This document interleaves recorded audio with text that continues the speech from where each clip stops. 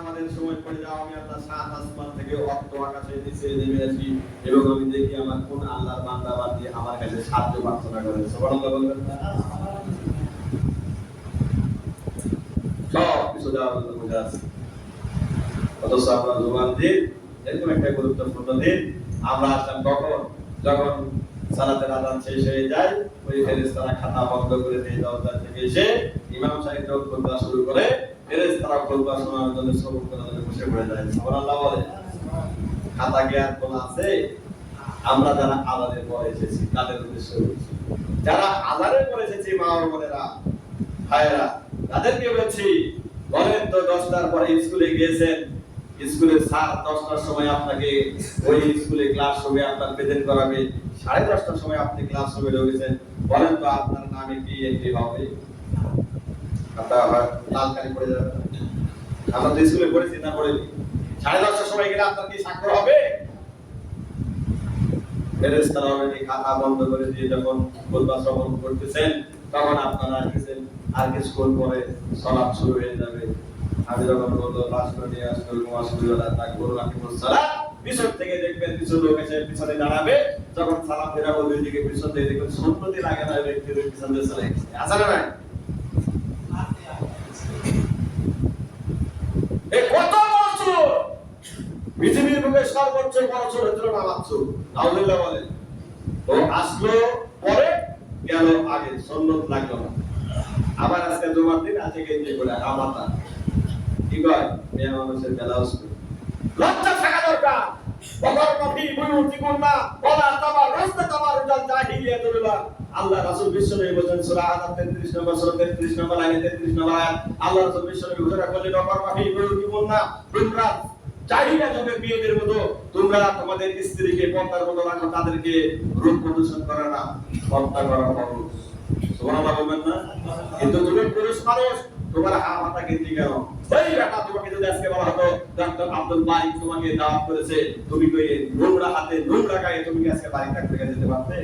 এখন এমপি তোমাকে যদি বলতো তারেক রহমান প্রধানমন্ত্রী তোমাকে ডাকিয়েছে, দাওয়াত করেছে আগামী শুক্রবার তোমার তার বাসায় দাওয়াত, তোমার স্ত্রী আর তুমি যাবে, সর্বোচ্চ ভালো দামের কাপড় পরে আপনি যেতেন, সর্বোচ্চ ভালো কাপড়, সর্বোচ্চ ভালো সুগন্ধি সবকিছু লাগিয়ে গোসল টোসল করে পরিপাটি হয়ে আপনি তারেক রহমানের সঙ্গে দেখা করতে যেতেন না? আসে যা বলতেন যে দেখে একটা ভালো দামের কাপড় দাও তো, আমার দাওয়াত করছে প্রধানমন্ত্রী, সেখানে গাড়ি ভাড়া করে আপনি যাবেন সেখানে।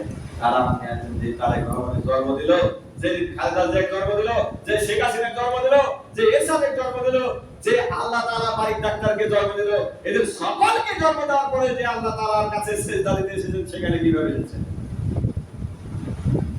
একটু হলেও লজ্জা থাকা দরকার। বকর নবী বুয়ুতিকুম না তাবাররুজ, তাবাররুজ শব্দের অর্থ হচ্ছে আপনার যে পোশাক আশাক, এই পোশাকের আশাকটা কিভাবে আপনি বলেছেন? অথচ 2 রাকাত সুন্নতে মুআক্কাদা সালাত আদায় করার জন্য সুগন্ধি লাগিয়ে পাঞ্জাবির উদু পরে আপনি যাচ্ছেন আসলে ঈদগাহে মাঠে, কয়েকদিন আগে করেছিলেন। আশা পাঞ্জাবি ভাঁজ করে এসেছেন আর জুমার দিনে এসেছেন গেঞ্জি পরে, তাও ছাতা পরে। অথচ বিশ্বনবীর স্ত্রী হাদিসুল কুবরা যতগুলো হাদিস আছে 2210টা হাদিস বর্ণনা করেছেন, এর মধ্যে এমন কোন হাদিস নাই আল্লাহ রাসূলের বিবিরা কোনদিন শাড়ি পরে সালাত আদায় করেছেন। আল্লাহ রাসূলের বিবিরা কোনদিন শাড়ি পরে সালাত আদায় করেছে, এই ধরনের একটি হাদিস আপনি বের করে দেখতে পারবেন? বিশ্বনবী কোনদিন গেঞ্জি পরে নামাজ পড়েছেন, এরকম একটা হাদিস আপনি বের করে দেখতে পারবেন? আজকে যে সালাত দিচ্ছেন 2 রাকাত আপনি ফরজ সালাত আদায় করবেন, এই 2 রাকাতের কথা আপনি কোরআনের কোনো জায়গায় পাবেন না। 2 নম্বর হাদিসের বর্ণনা হাদিসে পাবেন।